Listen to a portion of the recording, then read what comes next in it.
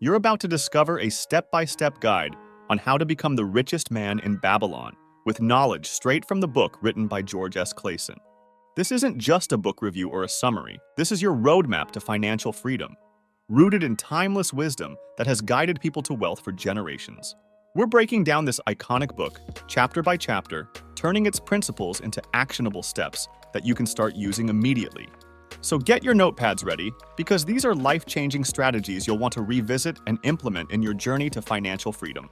The first chapter of The Richest Man in Babylon, titled The Man Who Desired Gold, primarily focuses on the concept of paying yourself first by saving at least 10% of your income. How to pay yourself first, a guide to achieving financial security. Step 1. Assess your income. Before anything else, take stock of how much money you're bringing in. This includes your salary, any side gigs, and additional sources of income. Step 2. Understand your expenses. List out all your monthly expenses, including rent, utility bills, groceries, and other necessities. Don't include luxury or non-essential items for now. Step 3. Calculate 10% of your income. This is the money that you'll be setting aside for yourself, off the top. Step 4. Set up a separate savings account. Open a separate account that is dedicated solely to your savings. This should be different from your checking or daily use account. Step 5. Automate the savings. To make the process easier and to avoid the temptation of spending, set up an automatic transfer from your main account to your savings account. Schedule this for right after you get paid. Step 6. Resist the urge to touch the savings. The money in your savings account is not for immediate use. Do not touch this money unless it's an absolute emergency. The goal is to let this money grow and potentially invest it later on. Step 7. Monitor and adjust. Periodically review your financial status. If your income increases, the 10% you set aside should increase proportionally.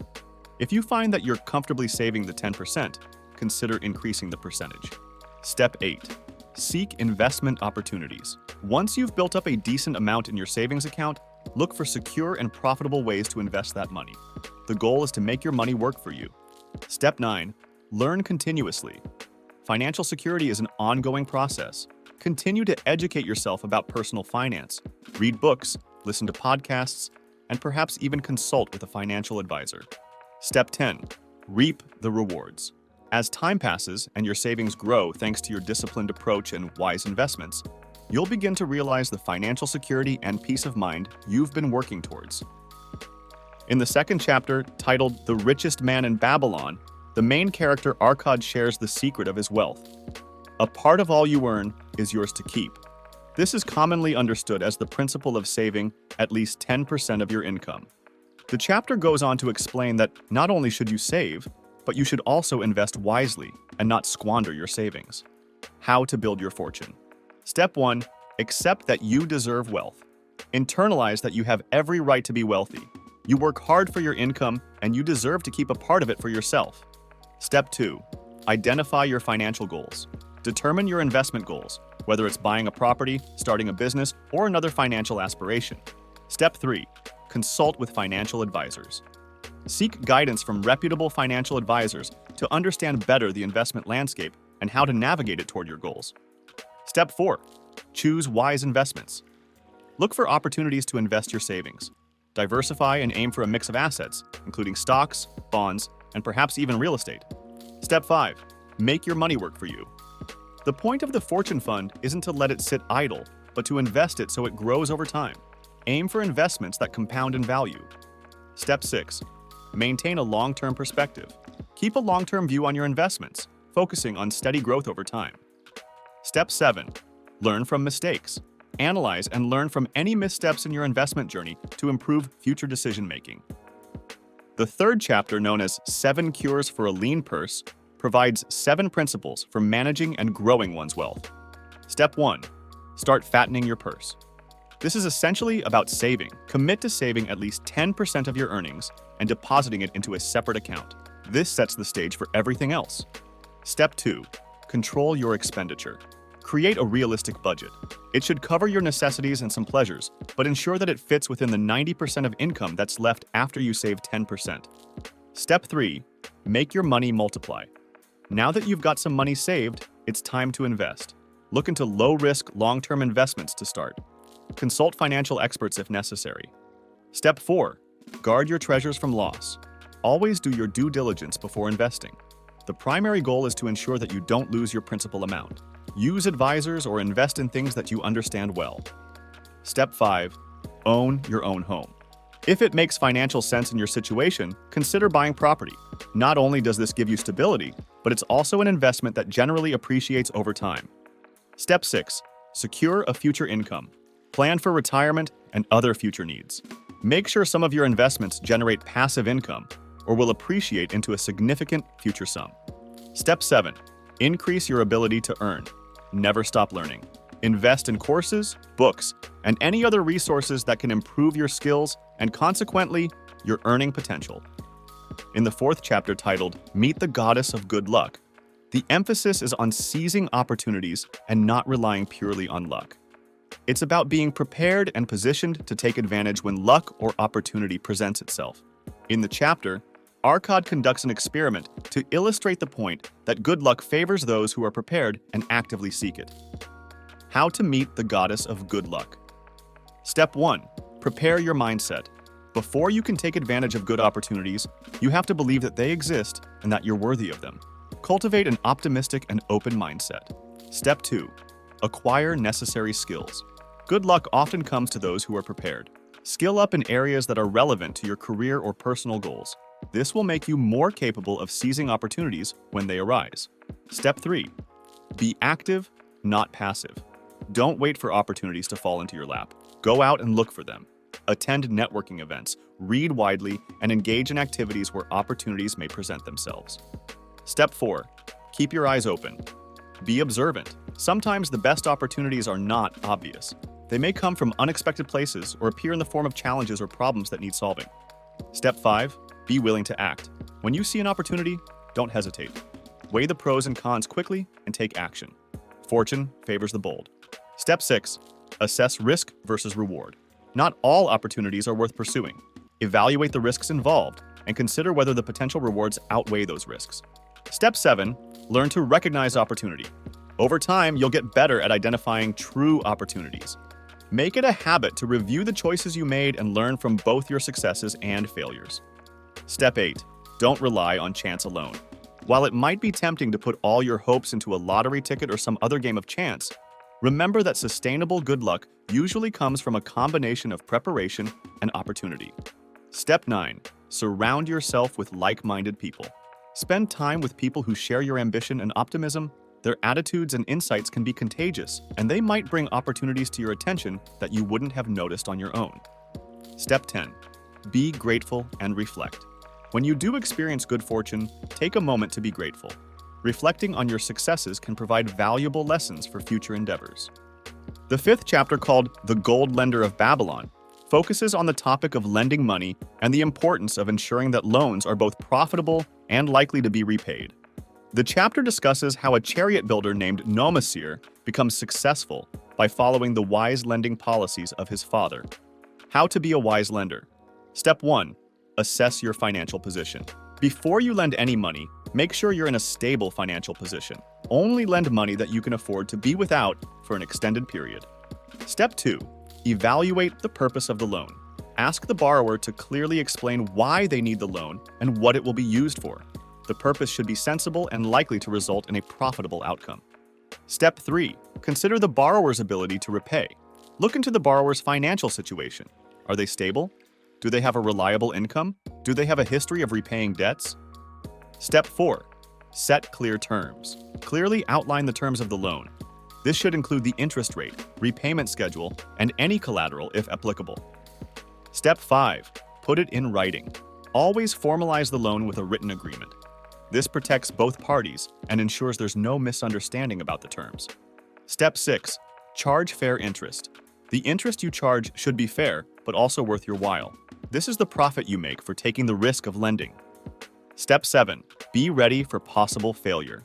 Despite your best efforts to lend wisely, accept that some loans may go bad. This is a risk inherent in lending money.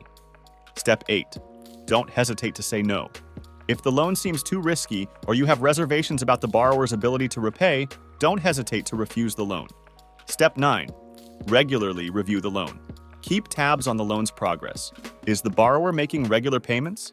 If not, find out why and assess whether you need to take action. Step 10. Learn from experience. Over time, you'll gain experience that will help you make better lending decisions. Take note of what works and what doesn't to continuously improve your lending skills. The 6th chapter, titled The Walls of Babylon, focuses on the importance of protection and defense, both in terms of a city and metaphorically for one's financial life. The walls of Babylon symbolize safeguarding assets against potential risks and losses. How to build your financial walls. Step 1. Recognize the need for financial protection.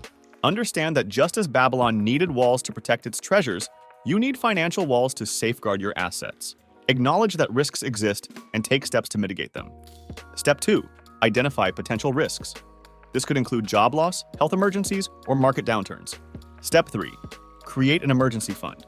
Build a financial cushion by setting aside money in a separate, easily accessible account. Aim for at least 3 to 6 months' worth of living expenses. Step 4. Diversify investments. Don't put all your eggs in one basket. Distribute your investments across various assets like stocks, bonds, real estate, etc. to reduce risk. Step 5. Insure valuable assets. Get appropriate insurance coverage for valuable assets, including your home, car, and even your life and health. This will provide financial support in case of unforeseen events. Step 6. Protect your income. Consider income protection strategies such as disability insurance. If you're a freelancer or run your own business, look into options like business interruption insurance. Step 7. Secure your digital assets. In the modern age, digital assets can be as valuable as physical ones. Ensure you have strong passwords, use two-factor authentication, and take other measures to protect your online accounts. Step 8. Understand legal protections. Explore legal avenues for protecting assets like trusts or corporate structures, especially if you run a business or have significant real estate investments. Step 9. Keep updated. Risks evolve, and your financial walls need to be updated accordingly. Regularly review your risk mitigation strategies to ensure they're current. Step 10. Consult experts.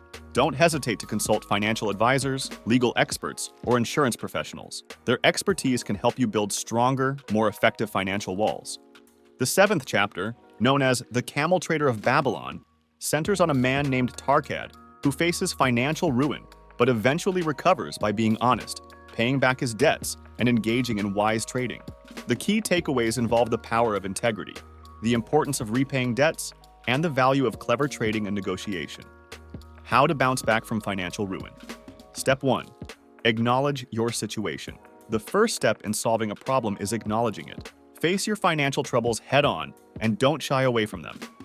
Step 2. Be honest with creditors. If you have debts, be open and honest with your creditors. Transparency can buy you time and goodwill, making it easier to negotiate terms later. Step 3. Take inventory of your assets. Assess what you currently have. What can be liquidated for quick cash? What can be leveraged for more significant gains? Step 4. Prioritize your debts. Make a list of all debts and financial obligations. Prioritize them based on interest rates and the severity of consequences for non-payment. Step 5. Create a repayment plan. Outline a clear and achievable plan for repaying your debts. Consider negotiating with creditors to extend timelines or lower interest rates. Step 6. Look for trade opportunities. Arkad rebounded financially by trading camels. You might not be in the camel business, but you can look for opportunities to buy low and sell high, whether that's in goods, services, or investments. Step 7. Leverage your skills.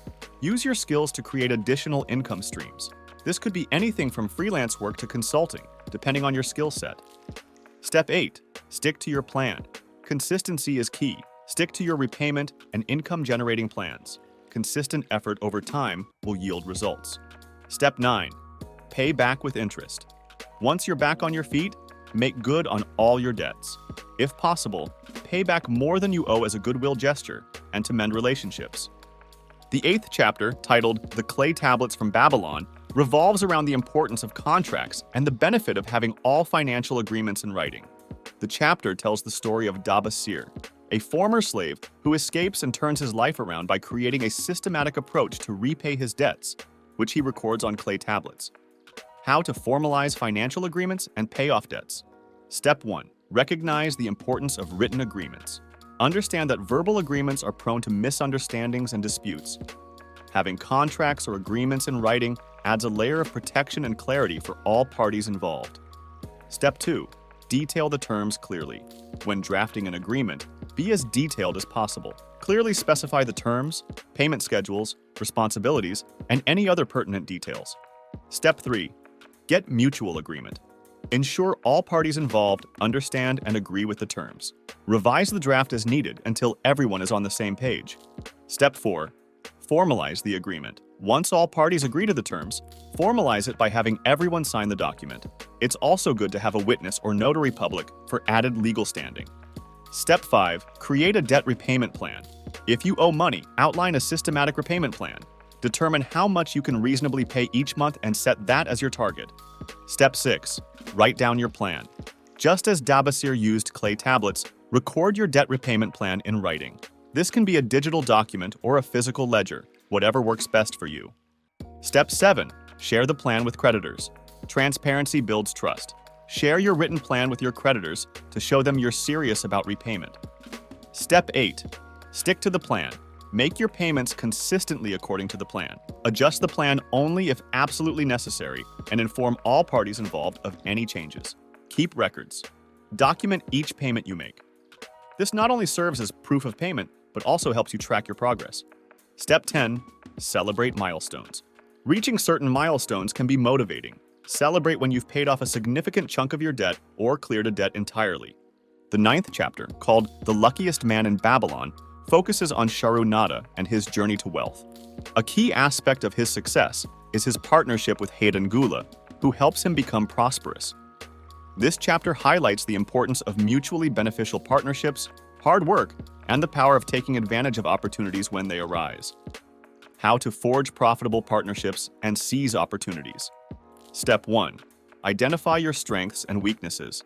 Make an inventory of your skills, knowledge, and resources. Similarly, recognize what you lack, be it skills or resources, so you know what to look for in a potential partner. Step 2. Look for complementary partners. Find people who can complement your abilities and weaknesses. The best partnerships are built on mutual benefit, where each partner fills in the gaps of the other. Step 3. Assess character and compatibility. Before forming a partnership, spend some time assessing the character and compatibility of the potential partner. Mutual respect and integrity are crucial. Step 4. Define the partnership terms. Clearly define the terms of the partnership, roles, profit sharing, and responsibilities. Make sure everything is transparent and agreed upon by all parties. Step 5. Formalize the partnership. Draft a partnership agreement and make it official. This could mean anything from a handshake in some cultures to notarized legal documents in others.